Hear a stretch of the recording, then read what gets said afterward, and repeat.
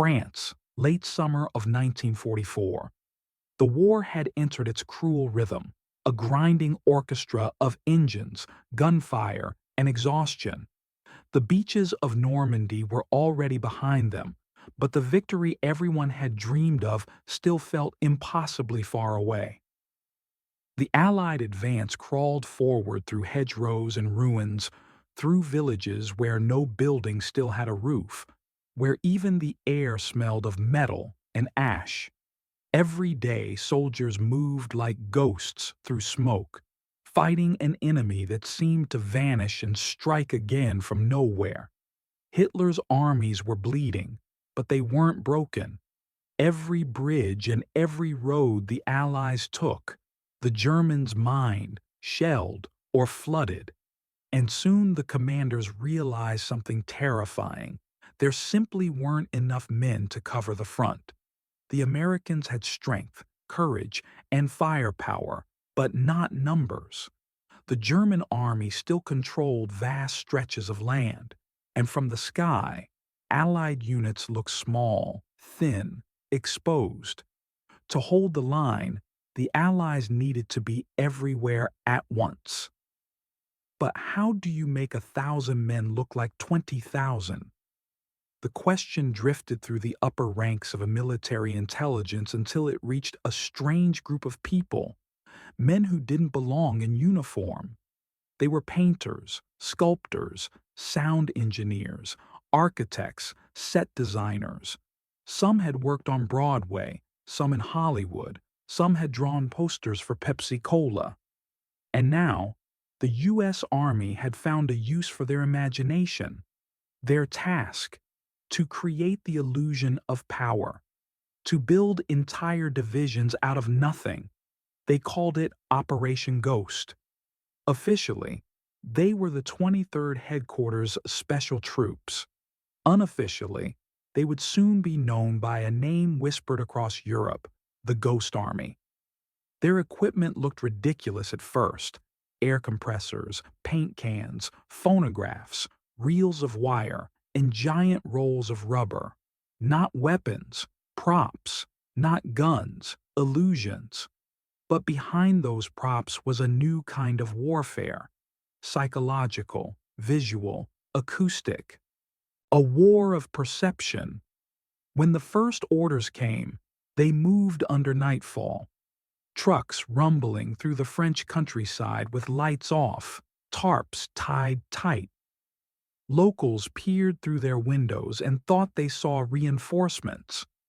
They didn't know the tanks were made of canvas. By dawn, the empty fields around a small French village were filled with hundreds of Sherman tanks, half-tracks, and artillery positions. From above, they looked absolutely real. Every shadow, every rivet, every tread mark painted perfectly. The Germans noticed. Recon planes reported a large American armored force advancing south. The message went straight to Hitler's staff, and the trap was set. The enemy redirected divisions to meet the Phantom Army head-on, leaving the real units free to move elsewhere. The deception saved lives, maybe even changed the tempo of the entire campaign. At night, the artists stood together, watching from a distance as German shells exploded harmlessly across their empty field of rubber tanks. One of them, a painter named Arthur Shilstone, whispered to his friend, "If only they knew, we're fighting with air." The Ghost Army had proven its worth. In a war built on destruction, they were the first to fight with creativity. This was only the beginning. Their illusions would soon stretch across France, Belgium, and the Rhine, each time more elaborate, more daring, each time saving thousands who never even knew they existed. The battlefield had changed forever. Now, it was not only about who had the bigger army, but who could make you believe they did. When the Ghost Army was formed, it wasn't in a secret bunker or a Pentagon briefing room. It was born in art schools, radio studios, and the imagination of men who never expected to wear a uniform. Some had spent the early 1940s painting Broadway sets. Others were sound engineers from Bell Labs, radio technicians, or photographers from Vogue. A few had even worked in advertising, people who knew how to sell illusions, how to make the mind believe what the eyes only half saw. And now they were asked to sell the biggest illusion of all, victory. They trained not on battlefields, but in open fields scattered with inflated tanks. The soldiers joked that they were the only unit where you could shoot a tank with a pin. But behind the laughter, they understood the stakes. Every fake division they created could save a real one from annihilation. During the day, they practiced setting up entire encampments. Fake trucks, fake cannons, fake command posts, even fake laundry lines with officers' shirts hung to dry. Everything had to look natural, chaotic, alive. They studied how a real army looked after days in the field, the way tire tracks curved in mud, how tents sagged under rain, how smoke drifted at dawn. Nothing was left to chance. Then came the sound. Teams of engineers known as the Sonic Deception Unit began recording actual tank convoys and artillery units. Using giant speakers mounted on jeeps, they could project the thunder of movement miles away. From a distance, it was impossible to tell what was real. To German scouts, the night echoed with phantom divisions, the rattle of engines, shouted commands, even the metallic clank of treads over bridges. The Ghost Army became a theater troupe of war. Each operation was like a stage performance, meticulously planned, rehearsed, and executed under fire. They even developed visual choreography. Tanks would appear overnight, then move the next day to another field, while radio operators transmitted fake messages about supply routes and troop movements. The Germans intercepted the chatter, drew their conclusions, and marched straight into the trap. But these artists weren't only fighting with tools. They were fighting their own fear. None of them had real combat experience. Many were barely 20 years old.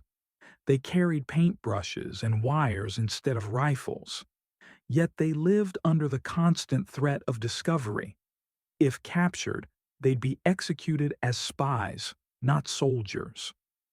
One of them, a sound technician named Harold Dahl, later recalled, "We were kids pretending to be warriors, but sometimes the shells didn't care about the difference." At night, when silence finally returned, the men sat around cigarette stubs and coffee tins, sketching what they saw. Villages torn apart by artillery, fields lit by burning tanks. Some of those sketches would later hang in museums, but at that time, they were just fragments of memory, reminders that even in a world built on lies, art could still be honest. The Ghost Army wasn't just fooling the enemy. They were proving something deeper. That imagination could be a weapon. They were the dreamers of a new kind of war, and their canvas was Europe. Night in France was never truly dark. Even when the moon was gone, the war still glowed. Flashes on the horizon, the pulse of distant gunfire, the low hum of engines rolling through the fog.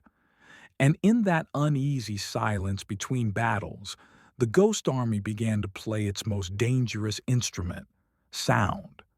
Their mission that night was simple, at least on paper: create the illusion of an entire armored division moving east. In reality, there were fewer than 100 men. Hidden in the shadows of a French forest, they prepared to convince the German army that thousands were coming. The setup began hours before dusk. Large wooden crates were unloaded from the trucks, each marked with strange stencils, not ammunition, but records. Inside were steel reels of tape, carefully labeled Tank Convoy, 6 MEP, Bridge Crossing, 10-ton weight, Night Ambush, Heavy Artillery, Echo version. The men worked in near silence, setting up massive speakers, some the size of small cars. Wires snaked across the wet grass like veins, connecting amplifiers and generators that hummed faintly in the dark. At exactly 23, the first signal came from HQ. A single red light flickered in the fog, the cue to begin. And then, from the forest, came the roar of engines.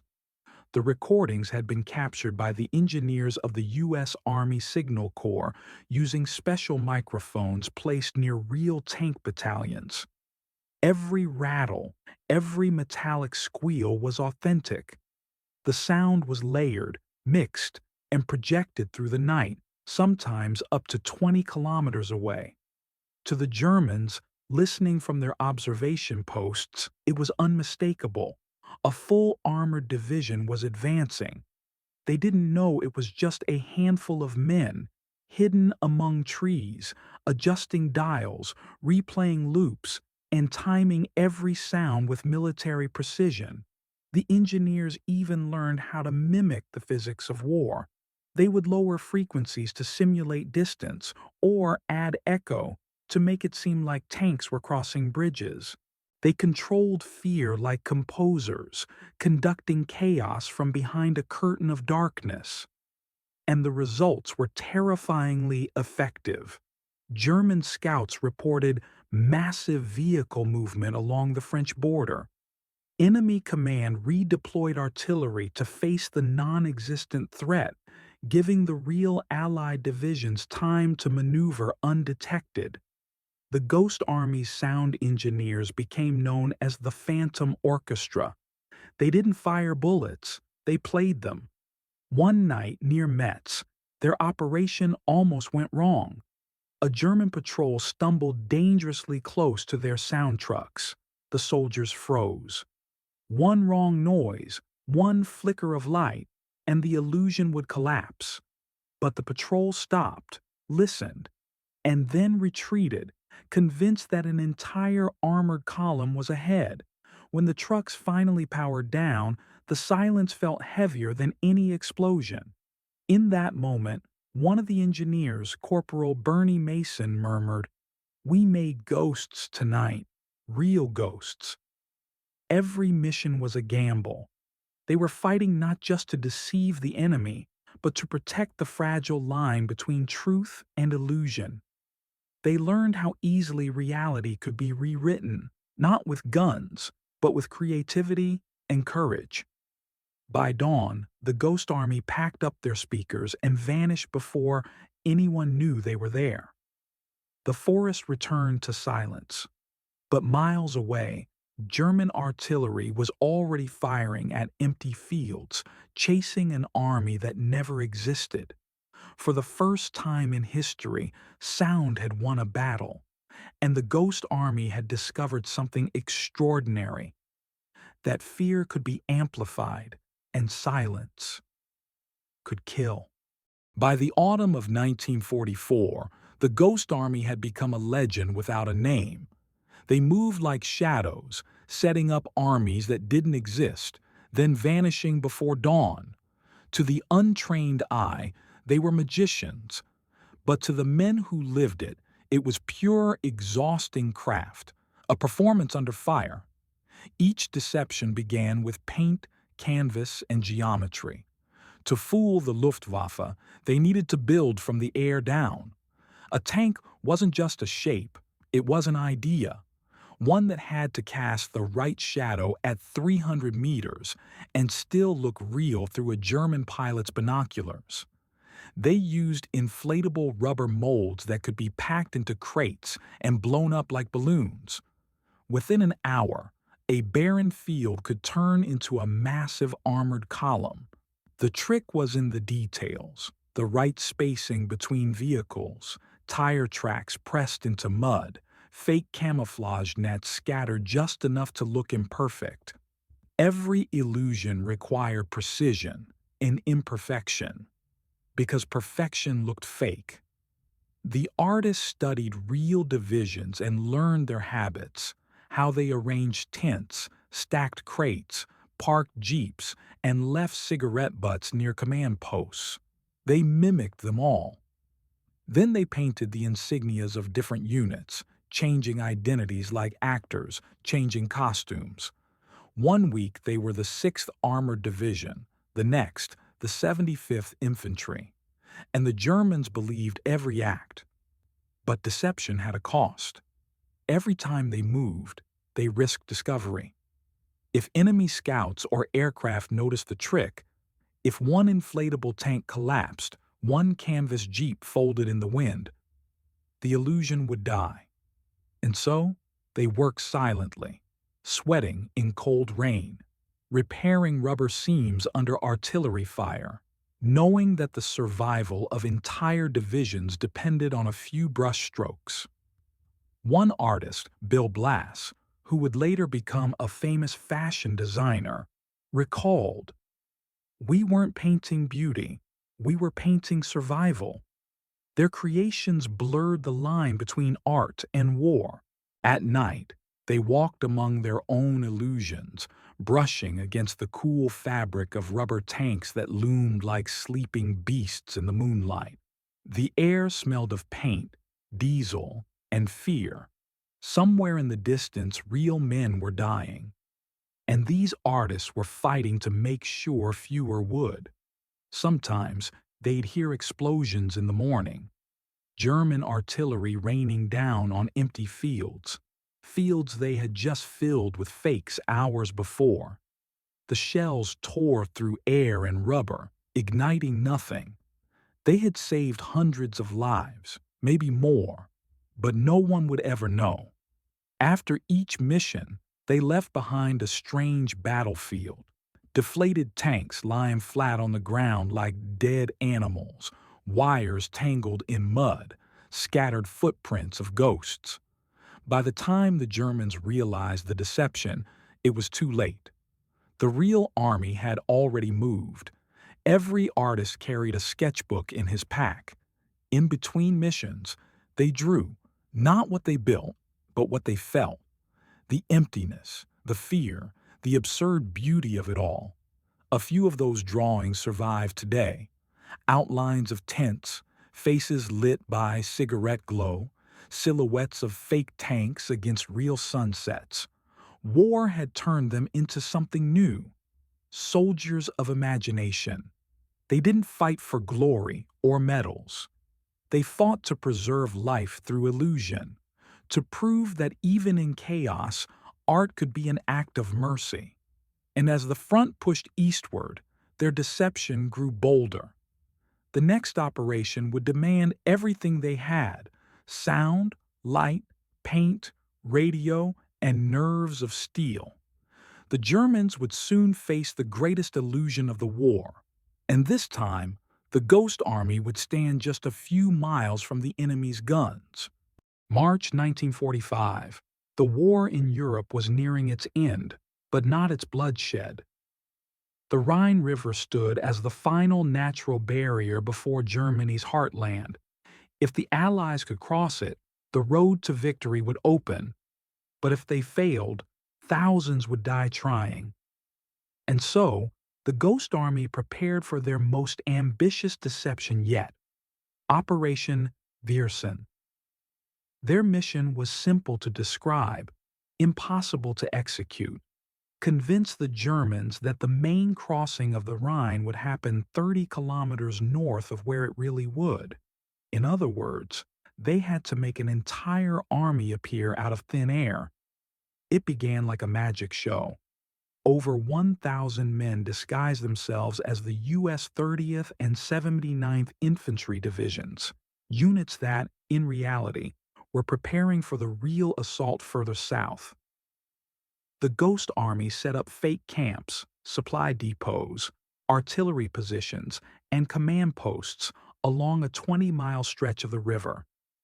Inflatable tanks were placed under camouflage nets, trucks made of plywood were scattered along muddy roads, and giant loudspeakers roared through the night, projecting the sounds of movement and construction. Every detail had to be perfect. They built fake pontoon bridges that appeared to stretch halfway across the Rhine. Radio operators transmitted false orders. Bridge Company Bravo, report ready by Aero 300. At the same time, decoy convoys drove back and forth to mimic the chaos of a real front-line buildup. From the German side, the deception was flawless. Reconnaissance aircraft photographed what looked like two full divisions massing for an attack. The Wehrmacht moved artillery and reserves north to counter the threat, and just as the Germans repositioned, the real Allied forces, led by General Omar Bradley, crossed the Rhine 30 kilometers to the south, almost unopposed. For 3 days, the Ghost Army kept the show running. They played sounds of tanks rolling, cranes clanking, and soldiers shouting. The night air shook with the rhythm of phantom war. Every man knew the risk. If a single German patrol got close enough, if they fired a single shell and realized the tanks were made of rubber, the illusion would collapse, and the men of the Ghost Army would be slaughtered. But the bluff worked. German intelligence reported a massive Allied buildup at Viersen, and High Command ordered reinforcements away from the true crossing. By the time they realized the mistake, the Allies had already established bridgeheads across the Rhine. The deception saved tens of thousands of lives. For the Ghost Army, it was their masterpiece, the perfect fusion of art, sound, and courage. When the operation ended, they packed up their rubber tanks, their wires, their false radio sets, and disappeared once again, leaving only tire tracks and confusion in their wake. In the after-action reports, the 23rd Headquarters Special Troops, their official name, received no medals, no headlines. Their mission was classified for decades. But among the men, there was quiet pride. They had turned imagination into armor. They had fought not with bullets, but with belief. A radio operator named Arthur Shilstone wrote in his journal that night, "We built an army that never was, and it marched straight into history." For the first time, war had been won not by who had the biggest guns, but by who had the best story. When the guns finally fell silent in 1945, the world celebrated. The flags went up, the champagne flowed, and for a moment, humanity breathed again.